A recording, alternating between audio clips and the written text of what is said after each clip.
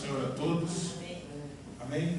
Eu gostaria que você abrisse a palavra de Deus primeiramente no Evangelho de Lucas, no capítulo 4. Nós vamos ler alguns versículos do capítulo 4 e depois nós vamos lá em 2 Reis, capítulo 5, fazer também a leitura. Nós vamos falar hoje sobre um homem chamado Naamã, mas eu gostaria que a gente ouvisse o que Jesus tem a falar sobre ele, e depois vamos falar um pouco sobre a pessoa dele e algumas lições para a nossa vida.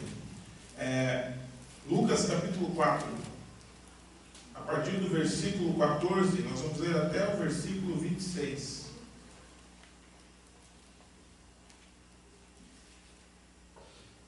Não, até o 30, até o versículo 30. Todos encontraram? Vamos fazer a leitura sentados mesmo. Jesus voltou para a Galiléia no poder do Espírito, e por toda aquela região se espalhou sua fama. Ensinava na sinagoga e todos o elogiavam. Ele foi a Nazaré, onde havia sido criado, e no dia do sábado entrou na sinagoga, como era o seu costume. Ele levantou-se para ler. Foi-lhe entregue o livro do profeta Isaías. Abriu e encontrou o lugar onde está escrito: o Espírito do Senhor está sobre mim, porque Ele me ungiu para pregar boas novas aos pobres. Ele me enviou para proclamar liberdade aos presos, recuperação de vista aos cegos, e para libertar os oprimidos, e proclamar o ano da graça do Senhor. Então ele fechou o livro, devolveu ao assistente e assentou-se. Na sinagoga todos tinham os olhos fitos nele. E ele começou a dizer-lhes: hoje se cumpriu a escritura que vocês acabaram de ouvir. Todos falavam bem dele e estavam admirados com as palavras de graça que saíam de seus lábios. Mas perguntaram: não é este o filho de José? Jesus lhes disse: é claro que vocês me dirão este provérbio: médico, cura-te a ti mesmo. Faze aqui em tua terra o que ouvimos que fizeste em Cafarnaum. Continuou ele: digo-lhes a verdade, nenhum profeta é aceito em sua terra. Asseguro-lhes que havia muitas viúvas em Israel no tempo de Elias, quando o céu foi fechado por 3 anos e meio, e houve uma grande fome em toda a terra. Contudo, Elias não foi enviado a nenhuma delas, senão a uma viúva em Serepta, na região de Sidom. Também havia muitos leprosos em Israel no tempo de Eliseu, o profeta. Todavia nenhum deles foi purificado, somente Naamã, o sírio. Todos os que estavam na sinagoga ficaram furiosos quando ouviram isso. Levantaram-se e expulsaram da cidade e o levaram até o topo da colina, sobre o qual fora construída a cidade, a fim de atirá-lo precipício abaixo. Mas Jesus passou por entre eles e retirou-se. Agora, irmãos, vamos lá no Velho Testamento. Carta ao livro de 2 Reis, capítulo 5. Jesus falou sobre Naamã. E nós vamos então ler um pouco a história de Naamã. Quem foi esse homem? Porque eu quero falar a respeito dele, da pessoa dele. A cura da lepra de Naamã. 2 Reis, capítulo 5. Depois em 1 e 2 Samuel.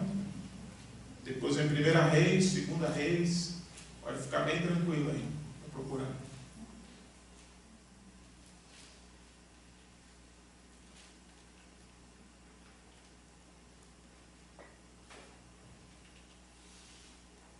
Posso ler? Vamos ler então. Naamã, comandante do exército do rei da Síria, era muito respeitado e honrado por seu senhor, pois por meio dele o Senhor dera vitória à Síria. Mas este grande guerreiro ficou leproso. Ora, tropas da Síria haviam atacado Israel e levado cativa uma menina, que passou a servir a mulher de Naamã. Um dia ela disse à sua senhora: se o meu senhor procurasse o profeta que está em Samaria, ele o curaria da lepra. Naamã foi contar ao seu senhor o que a menina israelita dissera.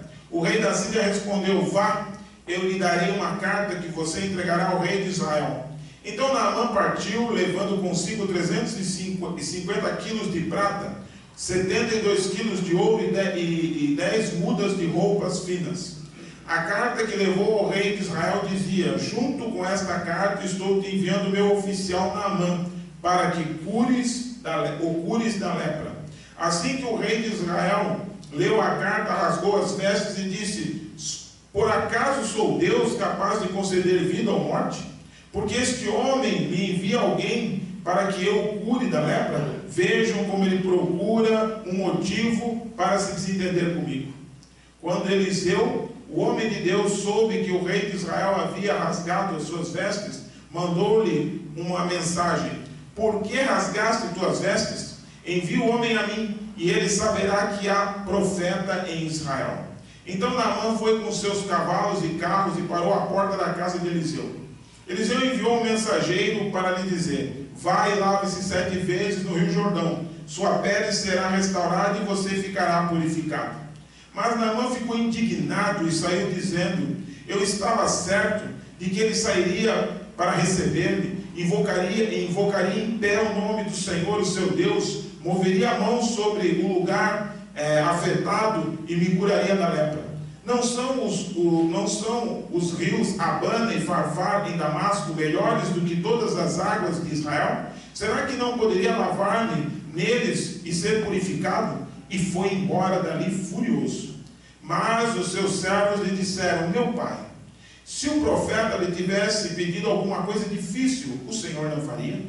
Quanto mais quando ele apenas lhe diz que se lave e será purificado. Assim ele desceu ao Jordão, mergulhou 7 vezes, conforme a ordem do homem de Deus, e foi purificado. Sua pele tornou-se como de uma criança.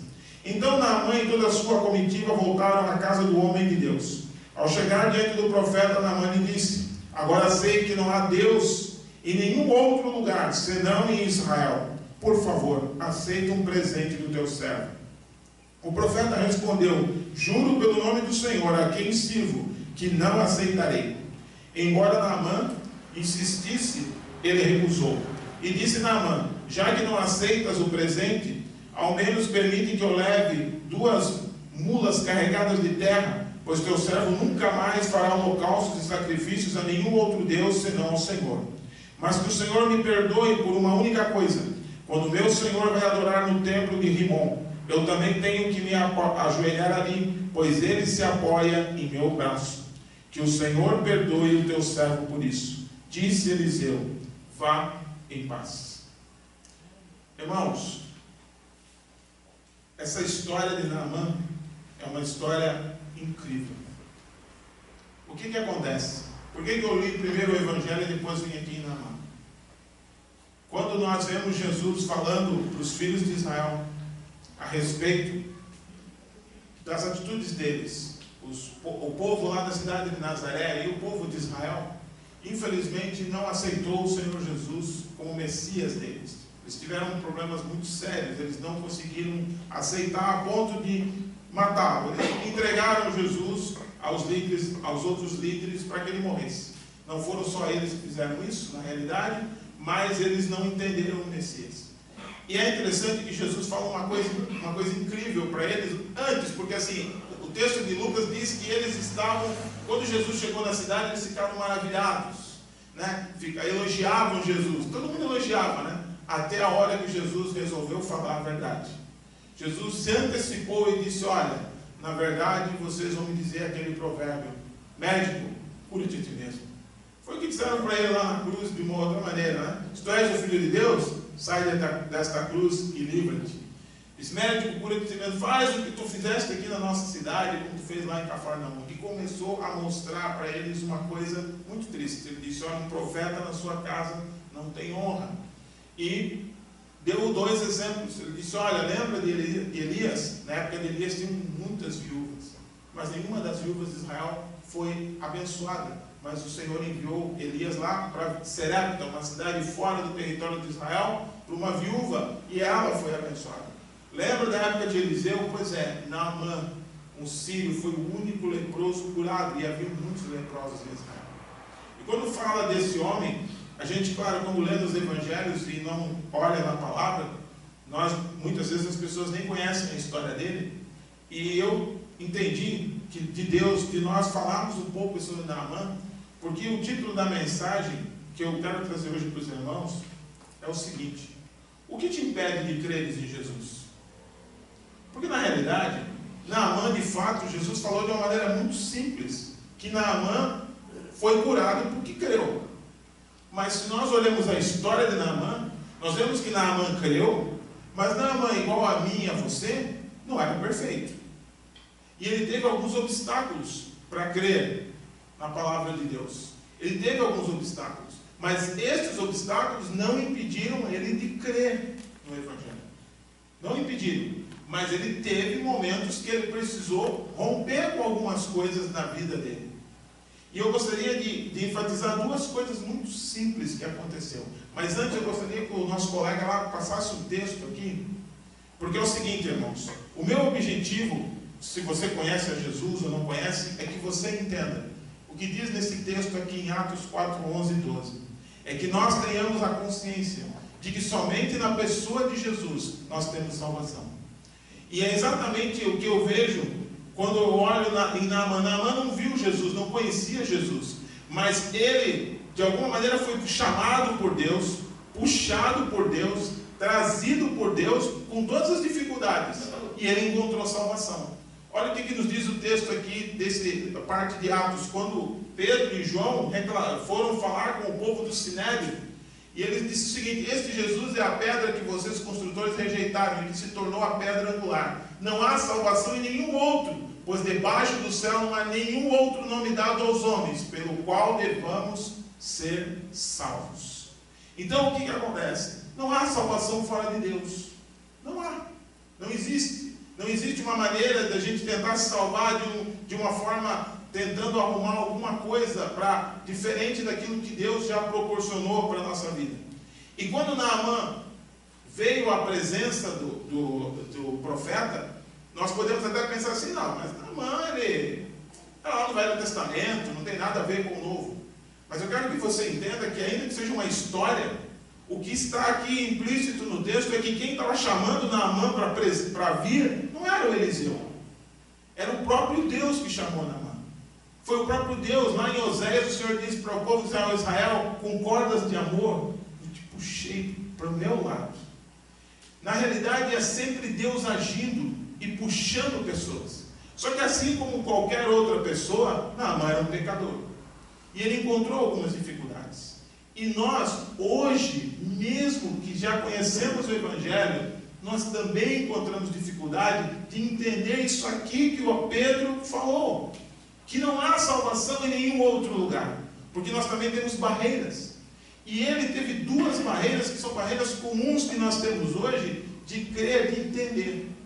A primeira barreira foi o que eu chamo de uma barreira de crenças e valores religiosos que não tinham nada a ver com o povo de Deus. Se você olhar a atitude dele, por exemplo, no versículo 6, quando ele soube através da esposa, né? Porque a menina falou para a esposa, e a esposa falou para ele, e ele falou para o rei. Quando ele soube que havia alguém que podia curar, qual é a imagem que você tem, em primeiro lugar, ele imaginando o profeta? No versículo 6 diz que ele foi lá e pegou uma carta e foi lá falar com o rei. Ele tinha crenças, ele tinha valores que eram típicos da época dele. Por quê? Porque naquela época os reis, eles tinham os seus gurus profissionais, os seus profetas profissionais, os seus bruxos profissionais, astrólogos profissionais, aqueles que faziam parte do reino e que trabalhavam para o rei. Por isso que ele foi lá falar com o rei.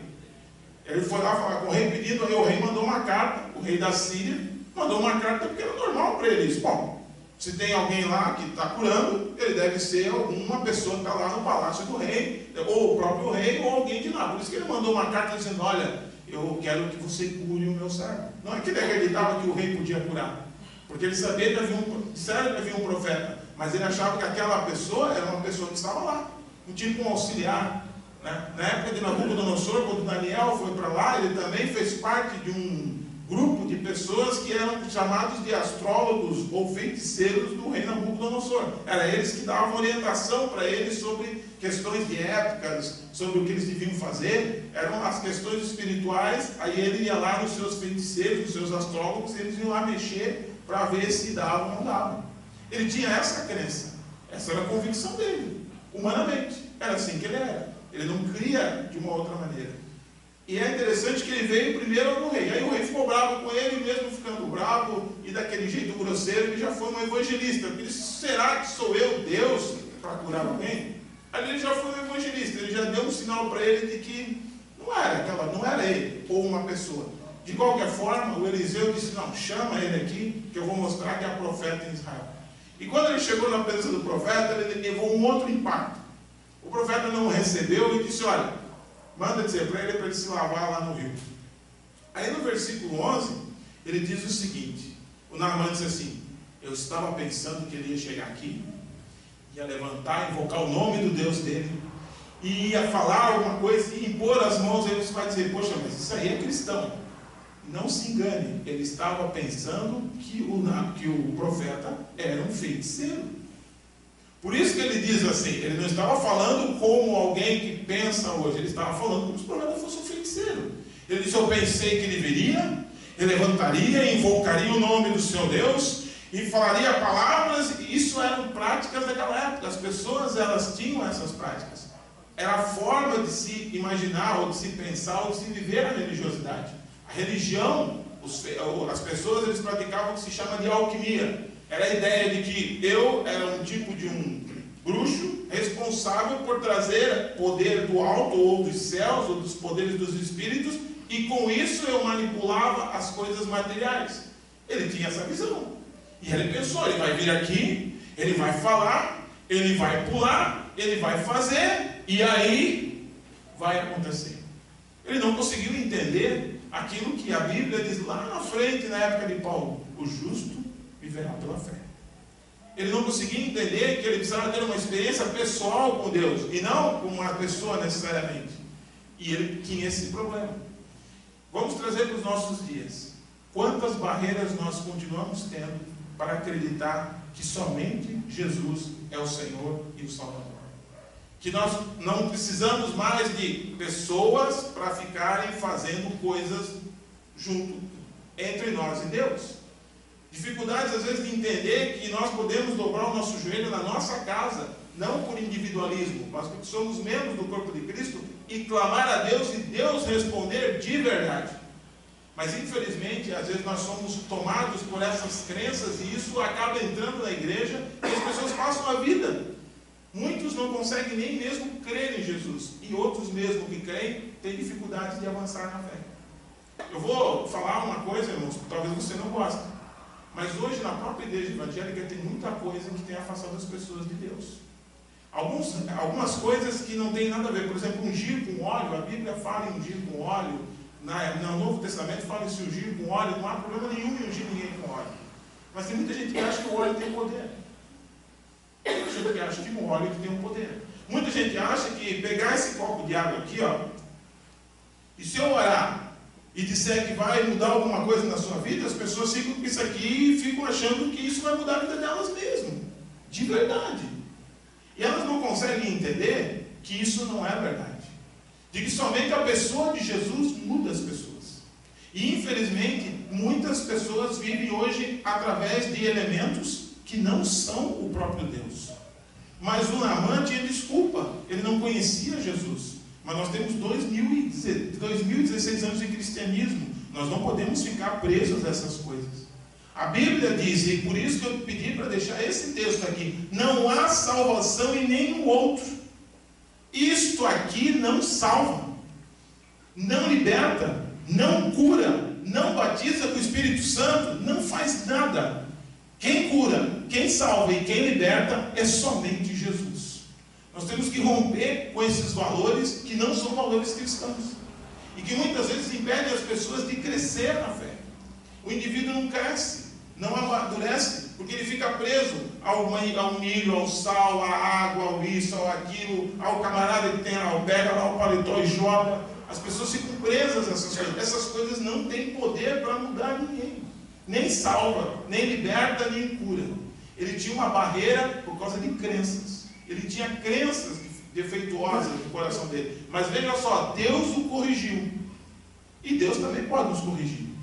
Como é que Deus corrigiu? Eu entendo que a primeira correção que o Senhor fez foi mostrar que o rei não curava. Porque ele foi ter com o rei. O rei não cura. E outra, o profeta também não curava. Porque o profeta nem foi falar com ele. Espera, olha, vai lá de ele tomar banho lá no Rio Jordão, que lá o Senhor vai curar a vida dele. Lá ele vai ser limpo. Ainda ele teve que fazer alguma coisa mais física, visual. Mas é interessante que o profeta não ia, ele disse, não, ele tinha que vir aqui, ele tinha que pular, ele tinha que fazer, porque era assim que ele entendia. E nós, muitas vezes, hoje, irmãos, não entendemos diferente. Esse dia nós estávamos na escola dominical, eu estava brincando aqui com o missionário. Tem muita gente que acha que, né, pode até achar, pô, se eu levar um sapato do missionário lá para minha casa, todos os demônios vão embora, todos os problemas acabam. Isso é uma crença que não é cristã. Isso não vem do Evangelho. A Bíblia diz que quem nos batiza com o Espírito Santo, quem introduz a pessoa do Espírito Santo na nossa vida, é Jesus. Não há igreja que faz isso. Nem a profeta, nem apóstolo, nem bispo, nem patriarca, nada consegue fazer Deus introduzir na tua vida a presença dele. Nada. Ninguém pode te dar dons, presentear com dons. Isso não é verdade. E esse homem doente experimentou já de cara que as suas crenças não estavam certas. Nós precisamos romper com determinadas crenças. E, irmãos, a Bíblia nos ensina. Ah, mas lá no Velho Testamento e também no Novo tem tantas coisas que parecem ser simbólicas. O que acontece é que muitas vezes as pessoas interpretam aquilo que elas querem interpretar. Quando a Bíblia mostra, por exemplo, que nós devemos ser batizados, o batismo não é simplesmente para nós tornarmos alguma coisa, alguma figura mais santa ou mais pura. É uma entrada na vida da igreja. É você ser chamado, você é entrado, é um rito de entrada. Mas não significa que se você for batizado, você não vai pecar nunca mais. Você está sendo chamado. O que nós temos que tomar cuidado, porque se impor as mãos, Jesus disse, imporam as mãos sobre os enfermos e serão curados. Mas antes ele disse, em meu nome, imporão as mãos. Não é eu impor as mãos. Quando nós impomos as mãos, nós estamos fazendo um gesto de ação da parte de Deus, mas isso não significa que por si só isso cura, mas é o nome de Jesus. Você precisa colocar o seu coração na pessoa de Jesus e no que Ele pode fazer pela sua vida. Nós precisamos romper com determinados padrões que ainda hoje, em pleno século XXI, prevalecem na igreja. E muitas vezes as pessoas veem isso todos os dias e ouvem todos os dias na televisão, insistentemente. E a gente nota, e eu noto, e eu acredito que assim como na Naamã tem muita gente doente. E quando o camarada está doente, ele aceita qualquer coisa. Qualquer coisa. Mas infelizmente não é por aí.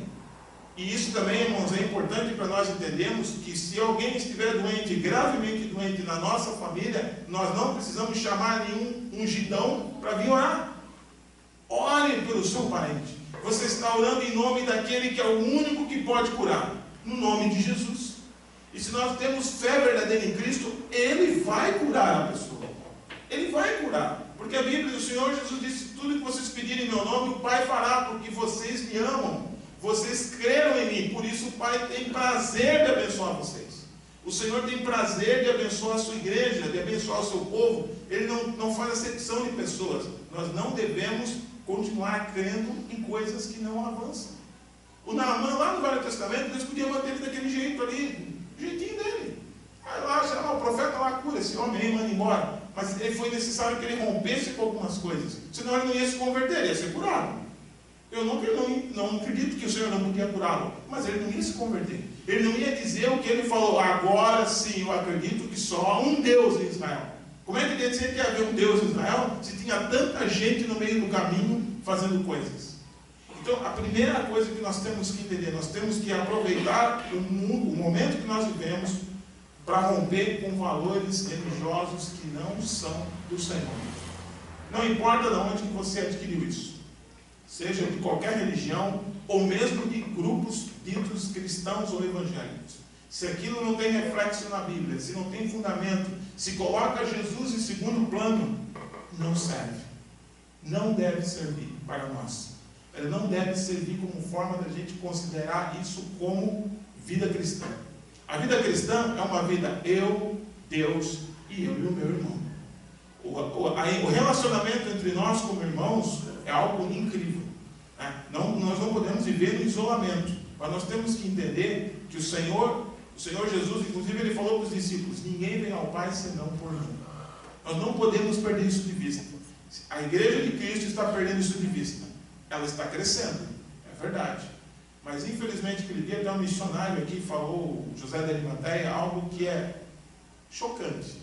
Nós temos milhões de evangélicos no Brasil, mas os índices de corrupção, assassinatos não diminuem. Por que nós temos tanta gente na igreja e tem tanta gente ainda fazendo tanta maldade? Porque muitas vezes nós estamos seguindo caminhos que não são os caminhos do Senhor. Nós estamos sendo tão religiosos quanto qualquer outro. Nós estamos sendo igual aos budistas, igual aos hindus. Nós temos uma religião, nós não conhecemos Jesus. E é difícil conhecer Jesus? Não, não é difícil. Porque a Bíblia diz, enquanto o Senhor Jesus falou isso lá para o povo de Nazaré, ele falou uma realidade. Ele disse, olha, o profeta não tem honra na sua própria casa. A gente já se acostumou tanto de ouvir falar de Jesus, que Jesus perdeu honra.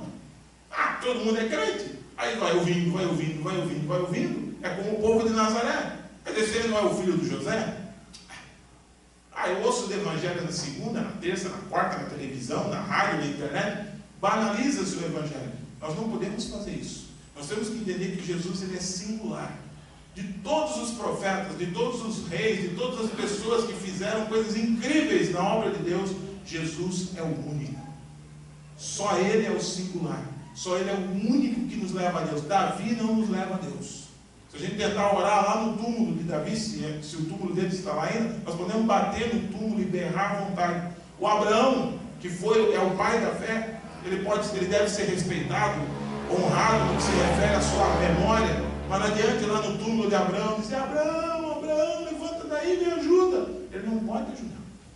Ele já foi ajudado por Deus, senão ele nunca saberia o que é viver pela fé. Não se esqueça que ele era um arameu, era um homem que vivia distante, e o Senhor o chamou. E nós precisamos também fazer isso. Uma outra circunstância que eu vejo em Naamã é que, como toda pessoa, ele tinha um certo orgulho. O orgulho dele era um orgulho nacionalista. Ele disse, olha, lá na minha terra tem rios maravilhosos, 2 rios imensos. E esse riozinho Jordão aí perto, uma valetinha, né? Ele era orgulhoso, ele se achava. Não era de se admirar, ele era um homem de poder, ele era um general, ele conquistou coisas. Então, como toda pessoa conquistadora, geralmente ele tem um ímpeto, né? Tanto que ele ficou bravo com o profeta. Eu fico imaginando que ele deve ter olhado, porque nós não sabemos como era a casa do profeta. Mas não pensa que era igual a nossa casa. Era mais jeito de caverna do que casa, porque eles moravam muito em lugares assim. Ele deve ter ficado na porta, lá na casa do profeta, berrando. Como é que é? Que coisa! Nem veio aqui, nem falou comigo. E a Bíblia diz que ele ficou muito zangado. Não é que ele ficou assim. Ele não ficou assim como a gente que é evangélico fica hoje. Aquele zangadinho de meio bicudo, não fala com ninguém, fica uns 3 meses sem vir na igreja. Aí pergunta, o que está acontecendo? Ele, pois é, estou meio triste. Não era isso. Ele ficou realmente zangado como o pessoal fica aí fora. E deve ter dito até palavrões. Eu não duvido que ele pode ter falado muito besteira. Porque ele falou muita bobagem. E falou, reclamou, deve ter olhado lá dentro, lá para a casa do dono. Olha aqui, tá, tu sabe o que está falando? Falou um monte. E saiu indignado. Ele tinha um orgulho. Ele era um homem muito influente. Ele foi recebido pelo rei de Israel. Quem era aquele profeta que ele nem sabia que conhecia, que talvez morava lá no bairro, como nós moramos aqui no bairro? Poxa vida, o camarada mora aqui na nossa região, aqui na Comasa, aqui. Pô, fui lá na casa dele, ele nem me recebeu. Fez uma oração lá e mandou para casa, ele estava bom. Ele tinha um orgulho muito grande. A questão do orgulho é uma questão incrível, irmãos. É algo que a gente não sente. Orgulho não dói, orgulho não dá coceira. Não dá, a gente nem vai no médico, ninguém vai no médico porque ficou é orgulhoso. Não dói, não dá coceira, não deixa a gente mal. É incrível, mas todos nós temos aquele negócio de, não, tem que ser do meu jeito, tem que ser da minha maneira. Por que eu não fui tratado desse jeito? Nós temos isso. E não, também teve. E ele precisou ser tratado nisso. É interessante que depois que ele foi lá e tomou banho no rio, que ele disse que não prestava, que ele viu que Deus o curou, ele voltou e chegou a dizer para Eliseu, olha, pega esse presente aqui e recebe o presente do teu servo. Ele era um general, mas ele já estava com a mente dele transformada. Algumas coisas mudaram na cabeça dele. Irmãos, a questão do orgulho é uma questão que parece simples de resolver, mas não é. Quando nós vemos o apóstolo Paulo, um homem que foi impactado pela presença de Jesus, ele mesmo tinha muitos momentos que ele era meio orgulhoso.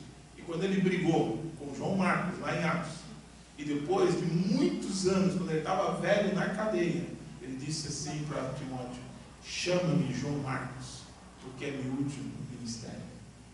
Deus levou um tempo para tratar o coração dele. Naquele momento ele disse: não, ele não serve para trabalhar conosco. Não dá. Não dá. O João Marcos não dá. Ele foi embora, voltou, ele tinha lá o jeito dele. Quando ele estava bem idoso, e dizem que João Marcos era um escriba, era alguém que ajudava a escrever, ele estava na cadeia, idoso, ele disse para Timóteo: Timóteo, chama o João Marcos, ele é meu último ministério. De alguma forma, Deus tratou, pode ter tratado João Marcos, como até o presidente da nossa igreja, quando esteve aqui, falou a respeito desse assunto, mas Deus tratou o coração de Paulo. Deus tratou o coração de Paulo. Ele foi quebrantado para entender que na obra de Deus ninguém é inútil. Ninguém é inútil. E nós temos que aproveitar esse momento para quebrantar o nosso coração com relação ao orgulho. O orgulho é uma coisa muito triste. Muitas vezes nós temos dificuldade de pedir perdão para as pessoas, porque somos orgulhosos. O marido não pede perdão para a esposa, o homem principalmente. Não estou falando mal dos homens, não quero que os homens peguem ele na rua, tá, irmãos? Deixa eu ir para casa, tá? Não vou pegar ele na rua. Mas pensa, irmãos, a gente como marido, a gente tem dificuldade de pedir perdão para a esposa. Se a mulher fala alguma coisa errada, a gente diz: hoje, viu o que tu fez aí? Te humilha agora. Mas a gente como homem tem dificuldade para dizer: olha, eu errei. Você até fala: desculpa. Sabe como é que é, né? Estava nervoso, cabeça meio quente, dá uma desculpa. Mas na realidade, ir lá e pedir perdão de verdade. Pedir perdão para os filhos. O pai e a mãe pedir perdão para os filhos é difícil, porque há alguma coisa no nosso coração ainda. Mas a Bíblia diz que nós devemos nos colocar debaixo da potente mão de Deus, para que no tempo oportuno Ele nos exalte. Todos nós devemos nos humilhar diante de Deus, para que o Senhor venha quebrantar essas coisas. E isso também, irmãos, atrapalha o nosso crescimento espiritual. Porque Deus quer um povo que... Ele não quer um povo de gente que não tenha capacidade de pensar. Não é isso que Deus quer. Mas Ele quer que nós sejamos um povo quebrantado. E quebrantamento é obra do Espírito. O Espírito Santo quebranta o nosso coração. O Espírito Santo, ele fazia, por exemplo, Davi era um guerreiro, um homem de guerra, mas ele tinha a capacidade de chorar. Era interessante que ele chorava por coisas boas, chorava por coisas ruins que ele fazia. Ele se lamentou muito quando ele pecou contra Deus, ele sabia que estava errado. Chorou uma noite inteira porque a criança ia morrer, que era o filho dele com Batseba. Ele chorou e se humilhou, e depois que morreu, ele levantou-se para comer. Ele disse: homem, tu é louco? Estava chorando até agora, aí caído no chão. Ele disse: eu chorei e me humilhei diante do Senhor, pensando, se Ele tiver misericórdia, Ele vai salvar a criança, mas agora eu sei que ela não vai voltar mais. E o que ele fez? Ele foi lá e adorou a Deus. Ele era uma pessoa quebrantada no seu coração. Isso não impedia ele de ser um guerreiro. E a Bíblia chega a dizer uma parte lá em 2 Samuel, que ele tinha um grupo de homens, os 30 valentes, que tinham o rosto como o rosto de leão. Mas ele tinha o medo de qualquer um. Eles não eram homens assim, homens duros, mas eles choravam. Quando levaram a família dele, Davi teve um momento que fugiu do território de Israel, levaram toda a família dele embora, porque eles resolveram fazer guerra e não cuidaram da própria família. Levaram a família embora, Davi e os outros choraram, gritaram diante de Deus. E choro naquela época não é igual hoje, né? Aquele choro politicamente correto, era berrado mesmo, ou berravam. Eles gritaram diante de Deus. Então nós precisamos entender, irmãos, que Deus quer quebrar no nosso coração todo tipo de orgulho. Às vezes a gente é muito assim, cheio de coisa, não sei. Nós temos que ser quebrantados. E esse homem era um general, e ele foi quebrantado.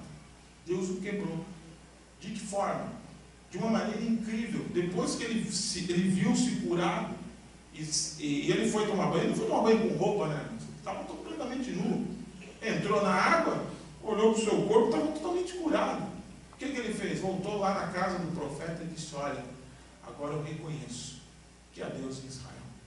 totalmente diferente. Quando ele entrou na água, ele saiu, ele já era um outro homem. Um homem diferente, a ponto de dizer, olha, nunca mais vou servir outros deuses. Nunca mais. Ele pegou e disse, olha, então eu vou levar um pouco da terra de Israel. Ele tinha aquela ideia, né? Eu vou levar um pouco da terra aqui de Israel, levar para lá, para colocar lá, fazer alguma coisa, porque já que eu não vou poder vir aqui, para outros eu não vou sacrificar. E disse, olha, pese ao Senhor para me perdoar, porque eu sou auxiliar lá do meu Senhor, e ele vai lá no Rimon, o Deus dele, ele precisa de alguém para segurar ele quando ele vai orar. No mínimo ele devia ser um homem muito velho, ele se ajoelhava, se segura aqui, peça que Deus tenha misericórdia de mim. Olha só a preocupação dele, já era uma outra pessoa. E isso, irmãos, foram coisas que foram acontecendo de maneira muito simples. Agora, uma outra coisa que me chama a atenção aqui, irmãos, é como Deus fez para puxar esse homem. Assim como o povo de Israel não entendeu Jesus quando ele chegou na cidade de Nazaré. E Deus sempre faz isso, e fez isso com o seu próprio filho. Quem evangelizou Naamã foi uma escrava que não tinha poder sobre ele. A esposa que na cultura deles viviam, ele dava ouvido se ele queria. O rei foi o único indivíduo ainda mais gabaritado, mas o rei era duro de coração e ainda achou que era uma provocação. Um auxiliar de um profeta e um profeta. E uns homens que a Bíblia diz que eles chamavam ele de meu pai. E quando chamavam de pai, é porque ele era o Senhor e eles eram servos, escravos. Essa expressão meu pai era uma expressão que indicava que ele era o provedor deles, era o Senhor sobre eles. Meu pai, se o profeta tivesse te pedido uma coisa difícil, tu não farias? É interessante, irmãos, que Deus usou pessoas que ele podia ter eliminado uma após outra. Ele não tinha nenhuma autoridade sobre ele. Elas não tinham autoridade nenhuma. Ele podia ter eliminado a menina porque era uma escrava. Essa menina é louca, essa menina está falando besteira. Acaba com ela. Um escravo não tinha valor nenhum. Ele podia ter matado a esposa também. Você está dando ouvidos para essa guria maluca? Você vai junto. Ele poderia ter feito qualquer coisa. Inclusive, por ser um guerreiro, ele podia ter entrado na casa de Eliseu e matado Eliseu. E matado o auxiliar de Eliseu, ele podia ter feito coisas incríveis. Mas é interessante que essas pessoas simples, essas pessoas que não tinham poder, autoridade nenhuma, elas influenciaram esse homem a crer. E por que isso acontece, irmãos? A Bíblia diz que Deus usa as coisas que não são para envergonhar as que são. Quando nós vemos Jesus nos evangelhos e olhamos as pessoas falando mal de Jesus hoje, por que eles falam muito mal de Jesus? Porque para eles Jesus não é nada. Quem era Jesus? Jesus era filho de Maria e de um carpinteiro de Nazaré. Mas a família era descendente de Davi, mas o que ele era naquele momento? Não era nada. As pessoas, os parentes de Jesus, quando olharam para ele, disseram, mas esse aí não é o filho do José? Ali o pai dele aqui, trabalha, tem uma carpintaria aqui na esquina. Esse camarada é maluco. Que filho de Deus, nada. Eles não olharam para Jesus, eles não pararam nem para ouvir, porque não valorizaram. Mas o que estava acontecendo, irmãos? Era Deus que estava chamando as pessoas através do próprio Filho. E ele enviou Jesus daquela forma simples. Mas isso nós vemos desde muito tempo. Quando nós olhamos aqui com Naamã, nós vemos que Deus sempre usou pessoas simples. Para quê? Para que as pessoas vissem que o poder é de Deus. Que o poder é poder de Deus. Ora, na época que ele vivia, ele não morava em Israel, não tinha nada a ver com o povo de Israel. Queria dar ouvido para uma menina que eles pegaram numa luta lá e era escrava. Ele podia simplesmente, nem dar bola. Mas é interessante que essas pessoas foram ponto a ponto colocando no coração dele a mensagem do Evangelho. Por quê? Quem é que estava chamando Naamã? O próprio Deus. E preparando o coração dele, e fez isso. E mais tarde Jesus, lá na frente, diz assim, vocês lembram de Naamã? E Jesus estava lá. Vocês lembram dele? Pois é, ele foi curado da lepra. Naamã ficou registrado como um homem que entrou na história de salvação. Ele creu, ele acreditou em mim, mas vocês, os meus parentes, não creem. Amados, nós somos pessoas simples. Somos pessoas simples, nós não fazemos parte da classe mais influente dessa nação. E muitas vezes nós achamos que isso é um obstáculo para que a obra de Deus chegue, aconteça. Eu vou dizer uma coisa para você, não é. O Espírito de Deus usa sim, por mais simples que você seja, por mais que você tenha dificuldades, por mais que você não tenha recursos, Ele usa as nossas vidas para que a glória dele seja vista. E foi isso que ele fez. Ele fez com que um homem influente fosse curado e se convertesse. Nós podemos pregar o Evangelho no poder do Espírito Santo para que as coisas aconteçam. Não há eu não posso falar para o meu parente, porque o meu parente é mais rico do que eu. Ele é muito mais rico, tem muito dinheiro, eu não tenho um tostão no bolso. Nem vou falar de Jesus para ele, porque ele vai me colocar lá para correr. Eu vou dizer uma coisa para você: Deus pode usar a sua vida. Nós não devemos de maneira nenhuma achar que Deus está ali, não. Esse aqui não dá, porque esse aqui não. Nem falar direito não sabe. Será que a menina que era escrava sabia falar direito? Ela era uma menina. Será que a esposa dele, numa cultura extremamente voltada só para o homem, tinha condições de chegar lá, como hoje as esposas podem fazer? Né? Eu acredito que possa, né? Nós vemos uma época diferente. E pode falar abertamente para o marido. O marido era um senhor, era como se fosse um Deus para a mulher. E a mulher não tinha abertura como tem hoje. Ela tinha que ir com muito jeitinho. E com muito jeito. E ele ainda era um general. Será que os escravos que estavam ali com ele indignado, ele estava muito bravo, ele saiu zangado. Não era possível que ele tentasse até tirar a vida daqueles homens. Imagine como é que não ficou o coração deles, porque aqueles homens ouviram e de alguma maneira eles creram. E para eles chegar lá e falaram com jeitinho para ele, meu pai. Foram lá com jeitinho conversar com ele, mas falaram. E ele acabou sendo tocado por Deus. Irmãos, nós como igreja somos simples, somos pequenos em relação a tantas pessoas influentes. Mas nós não somos insignificantes em relação a Deus. Deus deseja usar a nossa vida.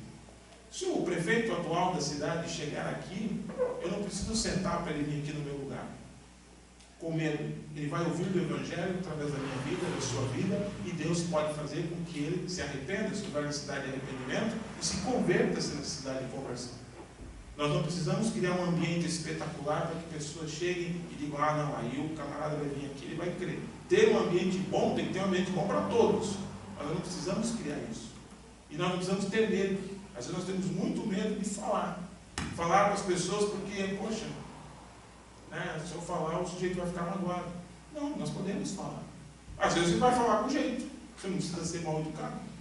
Como eles não foram grosseiros. Assim como Jesus falou para os parentes dele do jeito que falou, porque eles eram o povo de Israel e conheciam a palavra. Não havia motivo nenhum para ele ficar com jeitinho. Eles já conheciam. Disse, olha, vocês estão errados.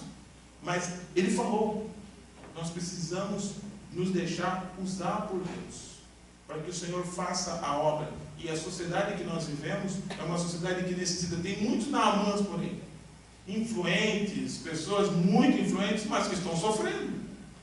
Tem muita gente que está aí, que não tem lepra física, não tem uma doença física, mas que está muito mal.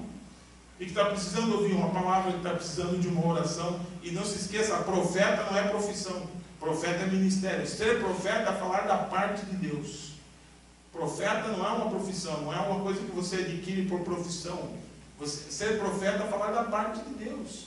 E a primeira coisa que tem que fazer é crer em Deus, ser um seguidor do Senhor. Como Eliseu, ele era um seguidor. Eliseu era um camponês. Estava trabalhando lá na agricultura e o Elias, simplesmente o Senhor disse, vai lá e unge o Eliseu. E ele foi ungido, ele era um camponês, ele era um homem da terra, um homem comum. Ele não era um profeta profissional. Não era um profeta profissional. Poderia até ser alguém ligado à classe lá do rei, como Jeremias, que era ligado à família real, Isaías, que era ligado à família real. Não teria problema. Deus não tem esse tipo de problema. Mas nós temos que entender que o Senhor deseja usar as nossas vidas para isso. Porque tem um monte de gente aí fora, igual Naamã, sofrendo dentro de casa, sofrendo dentro do trabalho, sofrendo muito, e precisa ouvir o Evangelho. E nós podemos falar, mesmo que de repente você não tenha nenhuma influência sobre a pessoa, mas o que eu falar não vai mudar, ela não vai me ouvir, mesmo que seja assim. Fale, porque se você é profeta, como diz Eliseu disse, chama ele aqui, para que ele saiba que é profeta em Israel. Ele não falou isso por arrogância, ele falou isso porque efetivamente Deus tinha chamado para isso. Porque com certeza Deus falou para Eliseu, vai chegar um camarada aí, lá da Síria, manda ele tomar banho lá no Rio Jordão, que eu quero curá-lo. Eu quero restaurar a vida dele. Veja que ele foi lá e disse: toma um banho lá no Rio Jordão e você vai ser curado. E também não ficou fazendo muita água. Tá? Falou no momento. Quando ele retornou, ele conversou com Eliseu. Eliseu disse: agora você pode ir em paz. Vai em paz, porque o Senhor está com você. Deus agiu na vida dele. Irmãos, hoje, nos nossos dias, tem muitas pessoas que continuam tendo os problemas que Naamã teve. Valores distorcidos. Cabe eu e você defender a fé cristã. Pegue a Bíblia, quando alguém falar alguma coisa, aquilo que você sabe, fale para a pessoa. Com carinho, com amor, sem nenhum tipo de... Fale: olha, irmão, eu lamento, mas a palavra diz assim, assim, assim. É isso que diz a Bíblia. Seja insistente. Não que a pessoa não creia naquele momento. Tem muitas pessoas que estão doentes e estão escondidas. Tá? Escondidas por aí. Tem recursos, tem bons carros, tem boas casas, mas eles estão doentes. Vai lá, ore por ele. Olha, irmão, eu vim aqui orar por você. Eu vim aqui orar por você, meu vizinho. Se a pessoa abriu a porta, eu disse: esse cara não vai abrir a porta. Não quis nem ouvir. Mas Deus abriu, trabalhou no coração dele. Às vezes as pessoas, até você diz assim: olha, eu sou cristão, eu gostaria de orar pela sua casa aí. Aí tem muitas vezes que as pessoas criam problemas. Mas sabe como é que é, né? Sabe lá, se o cara não é envolvido com alguma coisa, vai dar algum problema? Não dá problema nenhum, irmãos. O que vai dar problema é nós não falarmos. Isso dá problema, porque o Senhor quer que a gente fale. O Senhor nos colocou aqui para falar. E eu quero que você vá para a sua casa e entenda isso. E se você tem alguns valores que ainda não são os do Evangelho, tá? Que não são os valores do Evangelho, eu gostaria que você colocasse isso diante de Deus hoje. Se você tem dificuldade de ler a Bíblia, porque recebeu aquela tal da história de que quem lê a Bíblia fica louco, tem gente que ficou com isso na cabeça ainda. Né? Não, eu não leio a Bíblia porque me dá sono, que diz que ler a Bíblia não fica muito bom na cabeça. Se ainda isso pega no teu coração, entrega ao Senhor. Diz: olha, Senhor, me ensinaram que ler a Bíblia fica louco, mas eu quero ler a palavra. Coloca isso. Se alguém te ensinou a buscar Jesus de uma maneira que não é legal, não adianta. Irmão, me desculpe, não perde o teu tempo. Não fica correndo atrás de feitiço cristão, feitiçaria cristã. Isso não é cristianismo. Não se corre atrás de objetos. Não fica se fazendo. Às vezes eu fico indignado. Eu venho do Espiritismo, eu vejo crente colocando flor dentro de casa, copo d'água atrás da porta. Isso é coisa de macumbeiro, gente. Isso é coisa de macumbeiro. Nós não somos macumbeiros. Nós não fazemos feitiçaria. Nós não precisamos invocar espírito nenhum e nem ficar alimentando Satanás. Satanás tem que ser expulso da nossa casa e não alimentado. Eles fazem isso porque eles estão alimentando. Nós não temos que alimentar. Velhinha atrás da casa, quer a velha ungida, coloca a velhinha lá, isso não vai mudar a sua vida. Tira isso da sua casa. Faça o que o povo fez lá em Éfeso. Faça um buraco lá na tua casa, põe essa porcariada toda, põe fogo, enterra e esquece. Isso não vai levar você a lugar nenhum nele. Se temos barreiras, nós temos que romper. Barreiras religiosas, usos e costumes que foram introduzidos na nossa cabeça. Não faz isso, não faz aquilo, não anda com essa roupa, não faz isso. Isso não vem do Evangelho. Joga fora. E siga somente a Jesus e a sua palavra. E deixe o Espírito Santo te orientar. O que o Senhor quer é isso. Ele quer ser Deus todos os dias. Ele não vai ser todos os dias nosso Deus se nós já temos alguma coisa no lugar dele. Jesus, eu lamento muito, mas essa semana é a semana do copo ungido. Então essa semana o senhor vai me desculpar, mas eu vou beber água todo dia. Ele vai dizer: tudo bem, então bebe a tua água e fica bebendo a tua água. A água que eu fiz. Bebe. E vai bebendo, e vai bebendo, e vai bebendo. Jesus, o senhor não faz nada por mim, eu já bebi água a semana inteira. Só, já fiz. Te hidratei. Não é verdade? Te hidratei. Você está hidratado, né? Mas cura somente no nome de Jesus. Nós precisamos romper. Somos uma geração, talvez a última geração antes da vinda de Jesus. E Jesus disse que quanto mais chegasse próximo, mais ia ficar difícil. E nós hoje estamos sendo atacados pelos falsos profetas. E não pensa que os falsos profetas vão vir com língua de fogo, aquela língua de filme de terror, com 2 chifres na cabeça, com olhos brilhantes. O cinema passa isso, né? Todo demônio é uma coisa horrorosa, né? Aquela coisa gigantesca e solta aquela língua e baba. Com certeza o diabo pode ser feio assim mesmo. Mas a Bíblia diz que ele se disfarça no anjo de luz. Ele vai vir e aparecer das maneiras mais maravilhosas, mais incríveis, para tentar nos enganar. Então nós precisamos hoje permanecer firmes.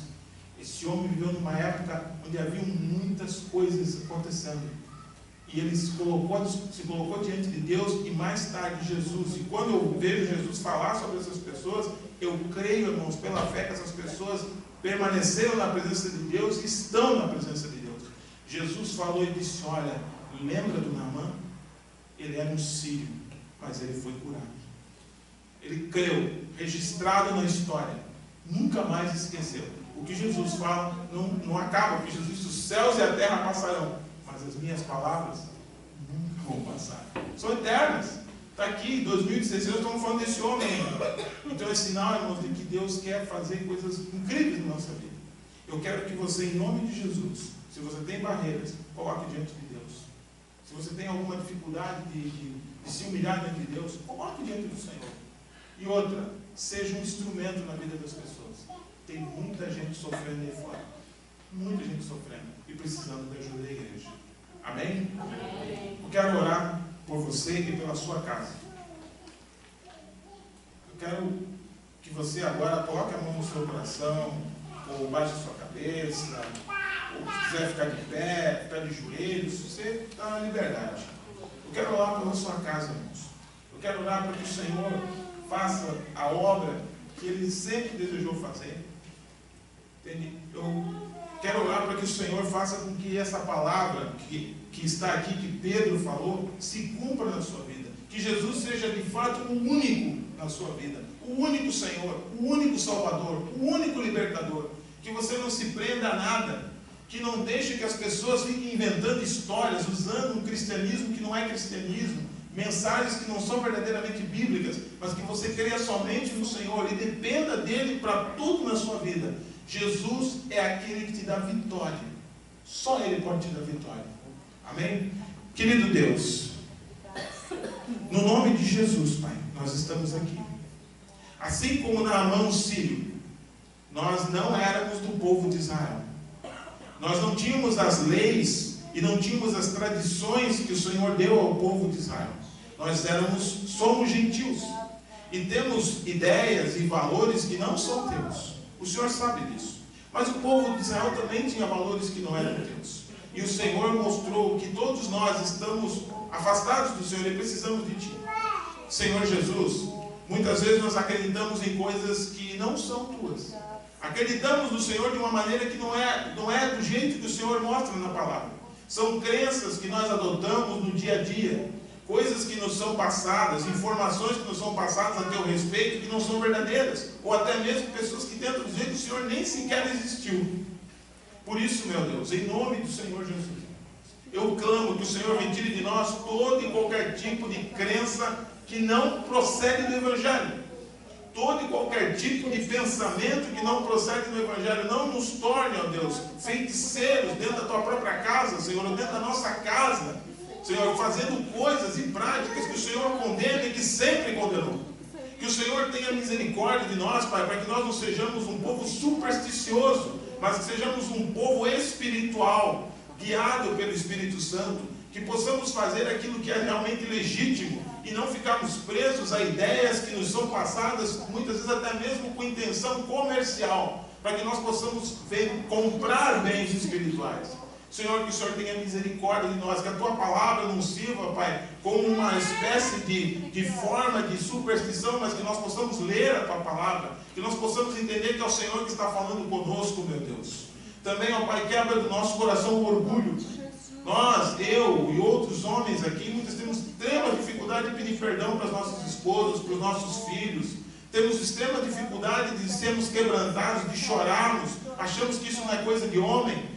Senhor, quebrando o nosso coração, faz conosco como o Senhor fez com Davi e tantos outros homens, com o teu próprio filho que se fez homem e chorou diante do Senhor, e chorou quando viu as irmãs Marta e Maria chorando pela morte do seu irmão. Ele chorou também. Que nós possamos ter um coração quebrantado. Isso não nos fará menos homens, mas nos dá, ó Deus, um sentido daquilo que o Senhor é. O Senhor é um Deus que se quebranta, um Deus que clama, um Deus que chora, ó Deus, pelo sofrimento das pessoas. O Senhor não é indiferente ao sofrimento das pessoas. O Senhor é um Deus justo, mas não é um Deus indiferente. E também, ó Deus, que nós possamos, ó Pai, ir ao encontro de muitos Naamãs que estão por aí. Há muitos homens e mulheres que estão sofrendo e muito doentes. pessoas que são orgulhosas, pessoas que têm ideias erradas sobre o Evangelho, mas que estão doentes, e que o Senhor, assim como Naamã, o Senhor puxa com cordas de amor, puxa com toda a graça, e vai fazendo com que eles se aproximem cada vez mais, que nós possamos ir ao encontro, como o Senhor mesmo disse, ir e fazer discípulos, para que eles saibam que existe Deus verdadeiramente, que existe verdadeiramente um único Deus, um único Senhor e Salvador, e que o Senhor e Salvador é Jesus de Nazaré, a qual o Senhor colocou claramente diante dos nossos olhos. Nós sabemos que Ele é o Messias, o Salvador e o único. Pai, que eles possam saber que o Senhor Jesus é real, que não é uma lenda, não é uma história, através, ó Deus, do Teu Espírito Santo, mediante a palavra que sai da nossa boca. Nos capacita, ó Deus, nos enche da Tua presença. Eu te peço, no nome de Jesus, abençoa as famílias aqui, Pai. Abençoa as casas, abençoa os filhos, abençoa as esposas, maridos, abençoa, Senhor, todos, Pai, da graça, Pai. Reúne-nos, ó Deus, nos enche da Tua presença. Nos livra, ó Deus, dos males que só o Senhor pode nos livrar. E nos faz, ó Deus, nos corrige quando há necessidade de sermos corrigidos. Eu te peço em nome de Jesus, para a glória do Teu nome, ó Deus. Amém. Amém.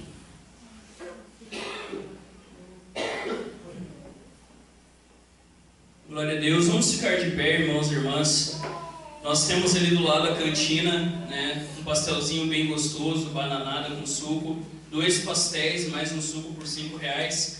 Abençoe o espaço e também, né, você vai estar abençoando. Não vá fazer um lanchinho, às vezes as mulheres, né, não precisa nem esquentar a jantinha, chega ali, leva um pastelzinho, você já está abençoando a igreja também. Amém? Vamos orar agradecendo a Deus pelo culto dessa noite. Feche seus olhos e agradeça ao Senhor.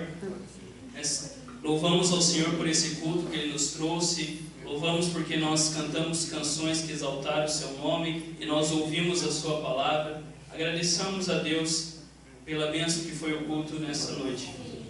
Obrigado, Deus, por essa noite. Obrigado, Senhor, porque o Senhor e somente o Senhor é o dono de tudo isso. Existimos para Ti.